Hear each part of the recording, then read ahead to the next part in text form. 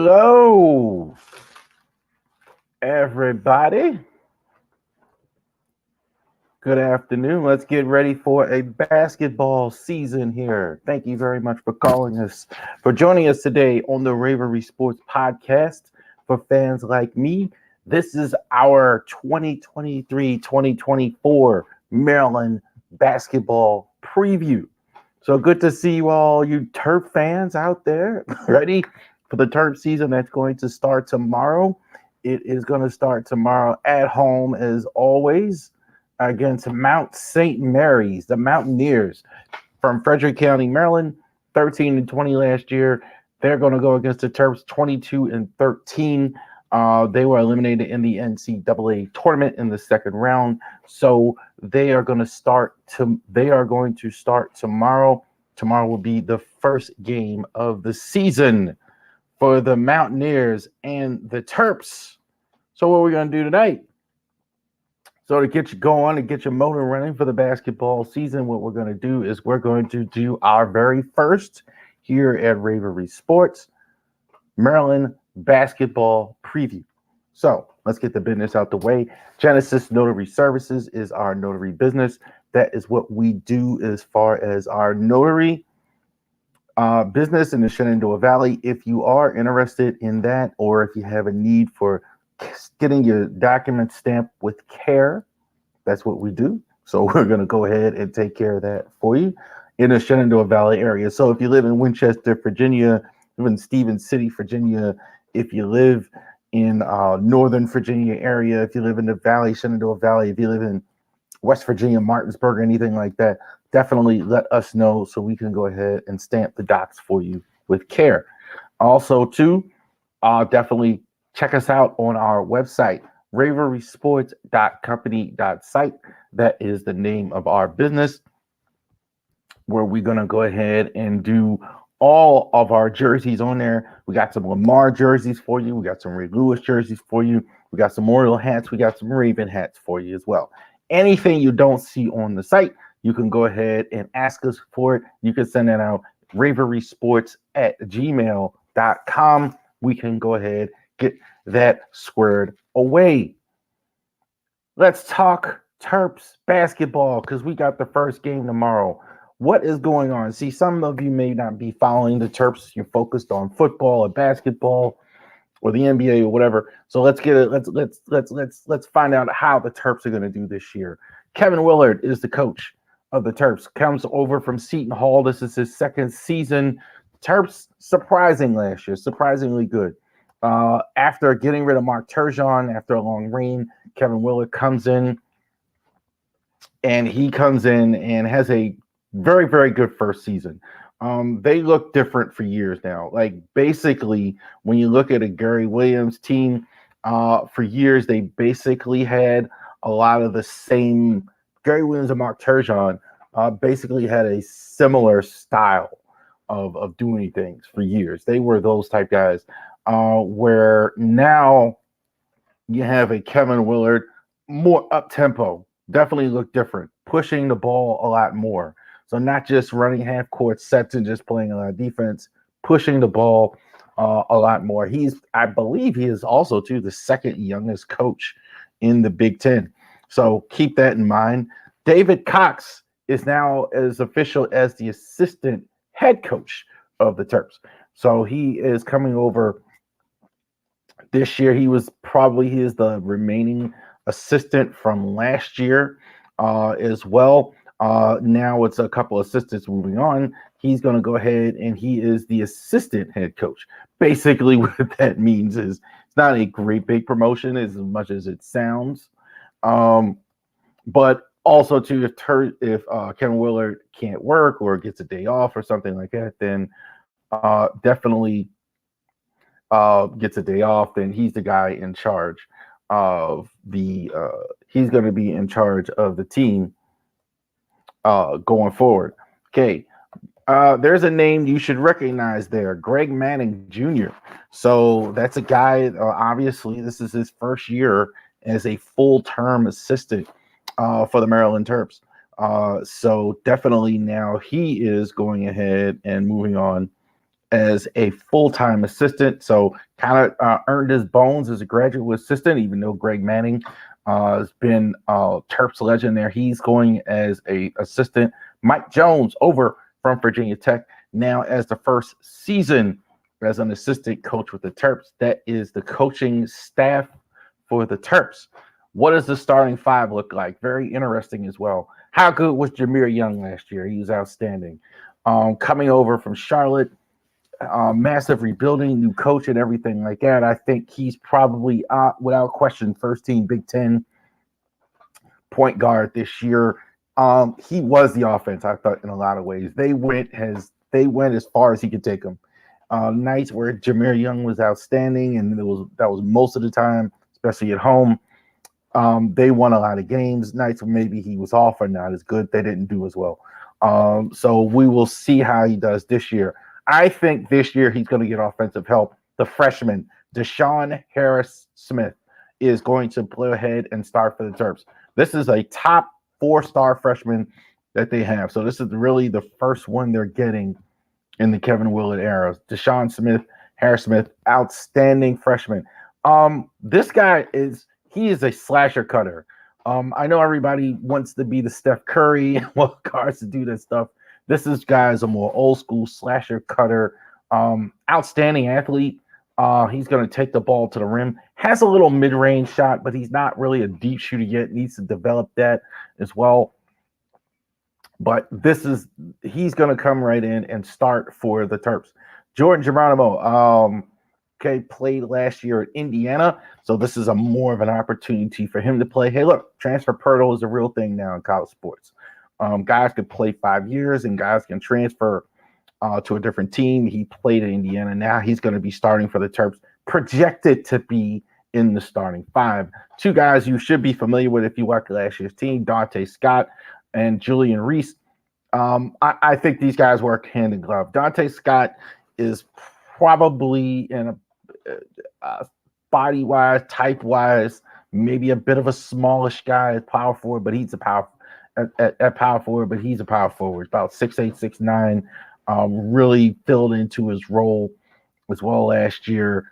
This is probably the right spot for him. Julian Reese, I don't think he's a great scorer. I think like he's kind of but he will kind of score more than what you think. Very meat and potatoes in the way he does things as far as scoring. I don't think you need to run sets. That's why it's good for him to play with a Jameer Young who's going to take a lot of ball. It's going to handle a lot. It's going to shoot a lot. You get a Julian Reese who can score and without getting a whole lot of touches. So very good first unit, I think the Terps have. Better than last year's team. Let's take a look at the bench. Jamari Long, Chance Stevens, Jimmy Kaiser, one of those outstanding freshmen. Noah Batchelor, Jonathan Lamont, Brandon Pierce, big center. See how much he plays this year. Manatore didn't play much at all. And Seldom Roger. Go ahead. That's going to round out the bench. We really want to see how good Jamie Kaiser is. He was the other freshman that's a top 50-ish 75, not quite as good as Harris-Smith, but should get a lot of playing time as well going forward. Terps need a little bit more depth. I don't think there's a guy here that's going to take a lot of it. That'll come along as we find out during the course of the season. You won't need it tomorrow night playing Mount St. Mary's. That's how the team looks. The starting 5 is very good. Especially. 5 biggest questions. Are the Terps going to win the Big Ten? They have a shot. I don't think we'll go into the more of the Big Ten here as well, but I don't think they're going to win the Big Ten. I think they're right there. But I don't think they win the Big Ten. Can Jameer Young become the Big Ten Player of the Year? Yes. I don't think I kind of put that answer to that question in the second and the first guy. I'm not sure of it.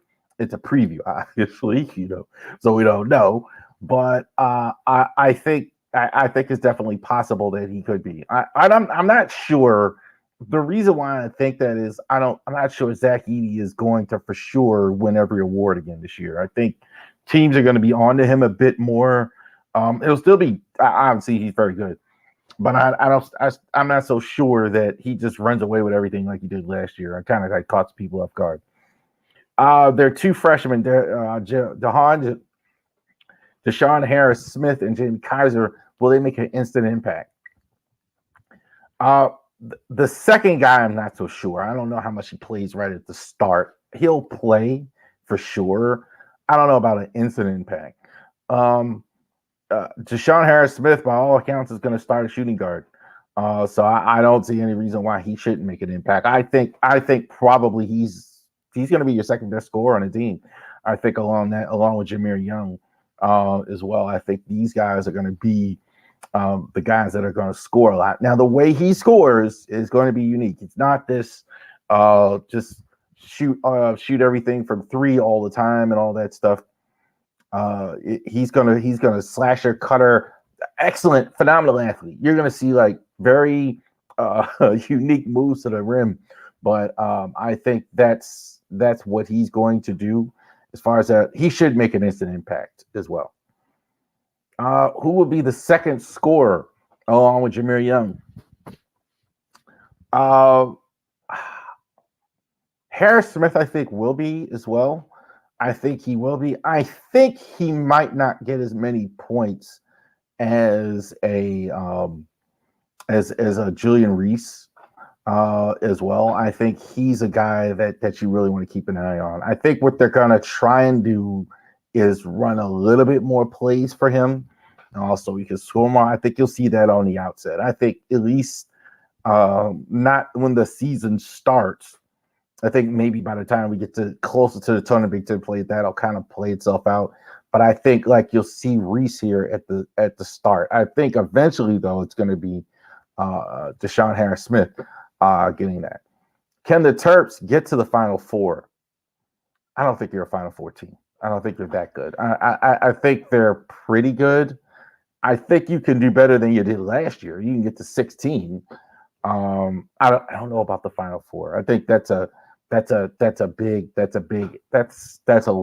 stretching it a little bit, but you never know. In college basketball, I can tell you this: it's very possible.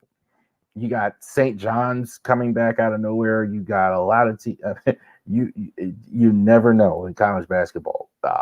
Goalpost is not as far away as it is in football, for sure. There's a couple of games. Not every game on the schedule, but we picked a few notable ones. The Mount St. Mary's, that's the first game that's going to be on Big Ten Network tomorrow night at 7 o'clock. So definitely check that out. Villanova, that's the first ranked team. The Wildcats, that's at 8:30, and that's going to be on FS1 that night. Villanova is really good. I think Villanova is probably possibly going to be higher than that. Indiana, I believe that's going to be their first Big Ten game on December 1st. Going down there and playing in the heartland of hoops, playing the Indiana, I almost said Pacers. I didn't want to say Pacers. Indiana Hoosiers. Mike Woodson, how did he get that job? I have no idea. So they're going to go ahead and play there. Blue blood team, you're going to play UCLA on the Deuce at 9 o'clock. UCLA not ranked, despite that. So Maryland, I think, has a good shot in that game. Obviously, two games here earmarked on the schedule. First game against Purdue Boilermakers. Zach Edey, I think, was the National Player of the Year last year. You're going to play him. That game is on Peacock at 7 o'clock that night, January 2nd. January 21st at Michigan State, going against Tom Izzo's Michigan State Spartans as well. That game is going to be on Peacock. A couple more here. Wisconsin Badgers. That game is at 9 o'clock at Peacock as well. Going against them is there. One of the last games, I think it's one of the last home games as well. As far as that goes, going against the Indiana Hoosiers, March 3rd, March 10th. Final game, Big Ten Network against the Penn State and Nittany Lions as well. We're going to go over now the entire Big Ten is what. So not only you look at the Maryland team, how good Maryland as far as the competition, what are they going to look like? What is the entire Big Ten going to look like this season? Who wins the Big Ten this year? Uh, I think a lot of people are going to say Purdue. I'm going to say Michigan State. Michigan State, I like them. The Spartans are really good. Tom Izzo has been there 29 years as a head coach. That's a long time to do anything. He's been there as an assistant coach since the 80s. Think about that. I'm 40 something years old. I was a little kid. He was starting the job as a coach. He's still there winning at elite level. That's pretty dominant there. Be there a long time. And he's been there so long because he's had some good teams. He keeps winning. And he's got a national title. He's got a good team this year. Tyson Walker, I think, is really good. I think he's one of the better players in the Big Ten. Malik Hall, I think, had a lot of injuries last year. I had a couple of injuries last year, and AJ Hoggard is outstanding as well. I think that probably last year they were probably second or third-ish best team. And then, but I think their freshman class, I think, is the reason why I picked them. Xavier Booker especially is going to be outstanding. I think he's one of the best freshmen in the country. I think he can be a top NBA player, one and done type. I really like him. Cohen Carr, slasher to the bucket, and Jamie Fears, I think, is a two-way guard for them. That's going to be really good. I think that's going to be. I think this is the best team a little bit by over Purdue, which is second. Zach Edey, I think. I'm still a little shocked he was so low in the NBA draft. He pulled it. He did the right thing by coming back because now you can make money in college and just go ahead and keep playing in college if you're not going to be a high draft pick. So there's no reason to risk that. I'm a little surprised that was the way it went as well. I Purdue is second, as great as he is, and I think he still will be. One, I think there's a little bit of a book on him now. I think he's not that he completely came out of nowhere, but I think as good as he was, kind of surprised people. I don't think they're surprising people this year with that this year. Also, too, I think they really need to step up from their other guys. They were kind of like Zach Edey and the Ediettes. Fletcher Lawyer, Braden Smith, Caleb First have to get better, have to give them some more help, and have to get Matt Painter some help there if they're going to go ahead and beat Michigan State. I don't think they beat Michigan State. Terps are 3. Terps are really good. I think they have a top recruiting class as well. I think they're about I think Smith is really good. I think that's the main thing. I think the recruiting class is good. I think they strengthened a team that was probably pretty good last year. They definitely won the round of 32. More familiar, I think, with Kevin Willard this year. I think they're right there as far as that. They're pretty solid in the number 3.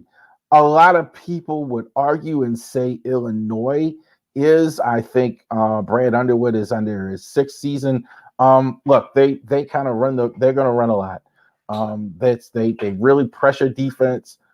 Very that Rick Pitino style, I call it. Where you're pushing all the time and you're pushing on the other side.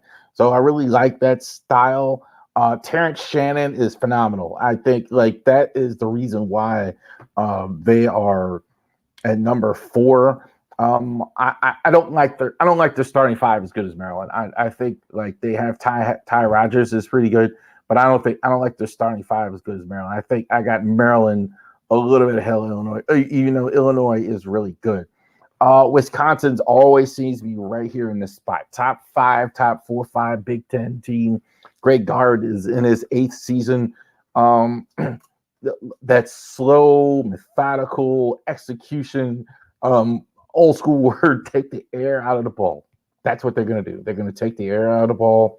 Tyler Wall's got to stay healthy, though. I think that's kind of what derailed him a little bit last year. Tyler Wall had an injury, and they didn't do as well after the injury. Once he got, I think he plays healthy. That's going to be a big key for them. I also like AJ Store they got from St. John's. Rick Pitino with getting that new team there. So they got in the transfer portal and got him. I think that's going to help them a lot as well. I'm sorry. Go back. Didn't talk about Indiana. Um, I'm still shocked that Mike Woodson got this job. This guy was the worst coach I ever saw in the NBA. He was one of the, honestly, at his age, I'm shocked he has this good of a job. But he has it. I think like they've lost a lot, but they've gained somewhere. I mean, they lost Jackson Davis to the NBA. They lost Shafino to the NBA, Jalen Shafino to the NBA. I really do like these two guys. Caleb Ware, the 7-footer, they got him from the transfer portal. I think he's going to be really good. Mackenzie Macbiaco, I think I'm saying that right, 6'8" freshman. I think this guy is going to really, really want to watching him and like, wow, really jumps off the screen. I don't think they have quite enough. I think what they lost and what they got, I'm not sure if that's all the way there. So I don't think they're. I don't think that's. I think they're about in the middle. They're top 6 in the Big Ten. Number 7, the Buckeyes of Ohio State. Chris Holman, 7th year as the head coach at Ohio State, comes from Butler, former Butler coach. That slow down, methodical offense. Same thing you saw from Brad Stevens all those years in the Celtics, comes out of that same mob as well. There's a lot to like about Ohio State. Ohio State could be a little bit higher. I think Bruce Thornton, is really good. Jam McBattle, I think was pretty good at Minnesota. He goes ahead and transfers over. Their freshman class is really good. That's the thing about Ohio State. Can they do better with these freshmen? Tansy Chapman is really, really good. Devin Roll, Scotty Middleton. So they have some good young freshmen there as well. So how fast can they turn that around as well with that type of freshman class? Northwestern, right? Chris Collins is the head coach. I could not believe it's 11 years for Chris Collins at the coach of Northwestern. I think of him as one of these Mike Krzyzewski assistants.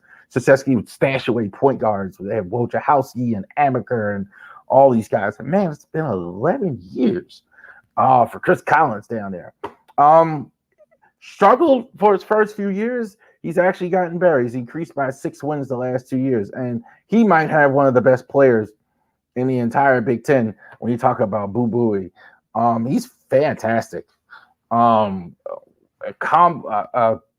well on the defensive end, does well on the offensive end. He's going to score a lot of points. Kind of similar to Maryland as far as having a point guard this good on both ends.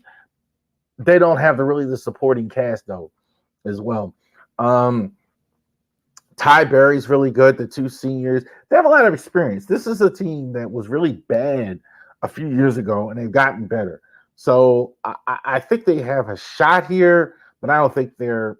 I think about Ohio State where they are here as well. Rutgers, Steve Pickle is going to be in his 8th season as well. Is going to be his 8th season at Rutgers here. He's really, really good. Clifford Omorali from Nigeria, 6'11". He's the best big in the conference, not named Zach Edey. He's a guy that can really match. Look, there's not a lot of matching up with Zach Edey anywhere on any team. He's going to come the closest. A big body guy, got a lot of size with him. Excellent interior guy. I think easily the best player. They're going to get Noah Fernandez from UMass, transfer. So they can have I think that's what they want to do now. They want to have good front court and back court. They were kind of front court heavy, and now they're trying to get good front and guard play as well. I also think Rutgers here is the line for the tourney, right? I don't think past Rutgers, it's I'm not sure anybody else gets in it after 9 as far as that goes. These other two, possibly. I think Iowa is possibly. I don't think they get in either. But I think that's about the line as far as the tourney goes.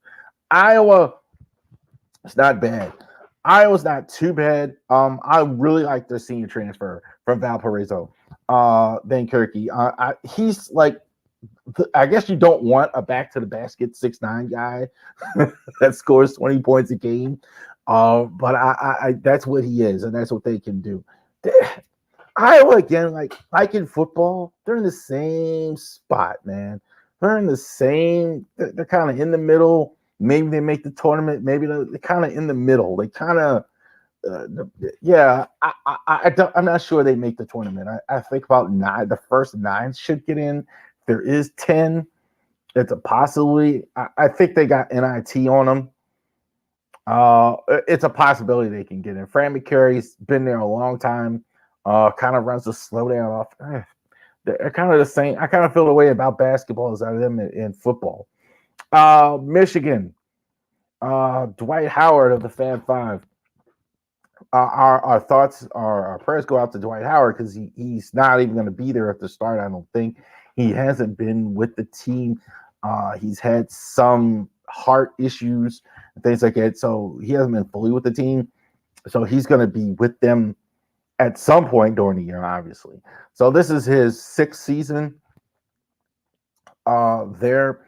They have a lot of injuries. The biggest loss, I think they lost Hunter Dickinson to the transfer portal, which would have been their best player. Jace Howard is hurt, out with an injury at the start. Jalen Wynn out at the injury first start. That's not good. I think their team, I don't know about hot seat for him, but they're kind of trending not in the right direction.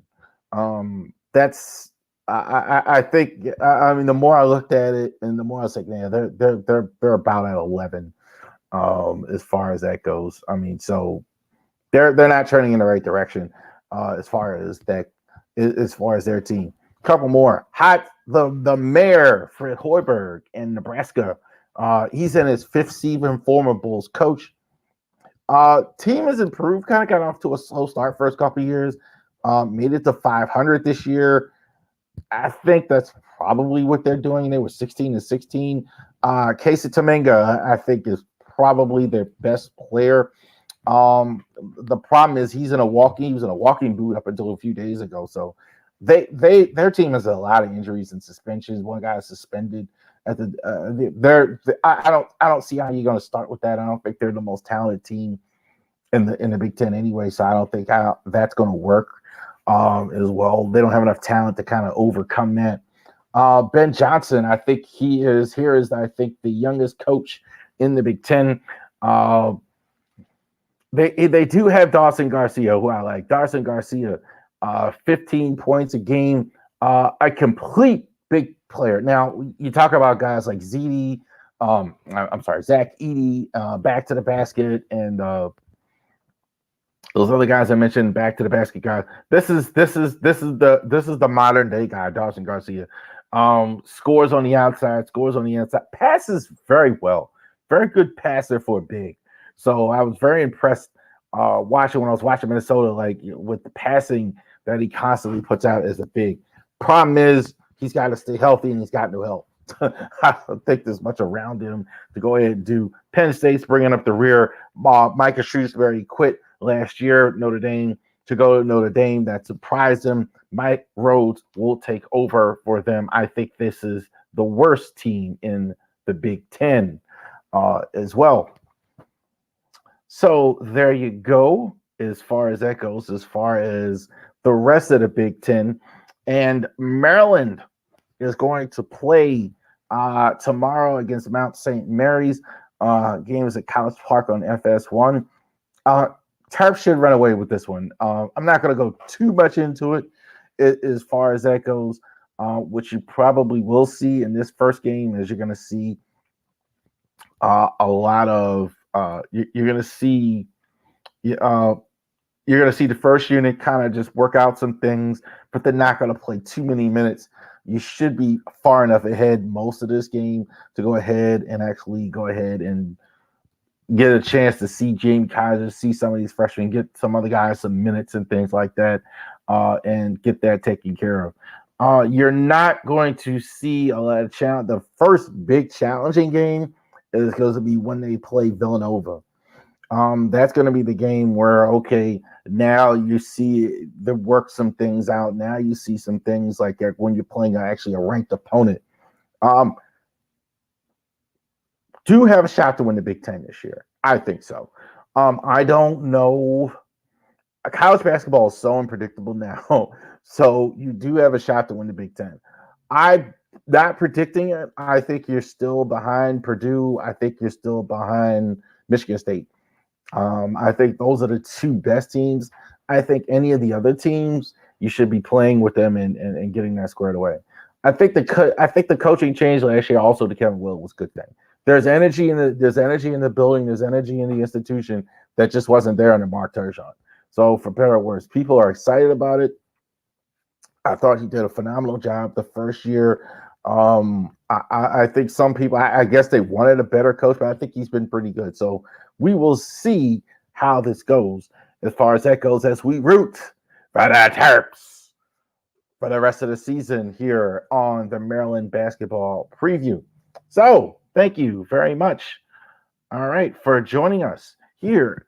And if you like this type of content, if you're covering the Orioles and the Ravens, Maryland basketball, Maryland football, like and subscribe to all of our social media platforms as we go ahead and get squared away with the Terps season.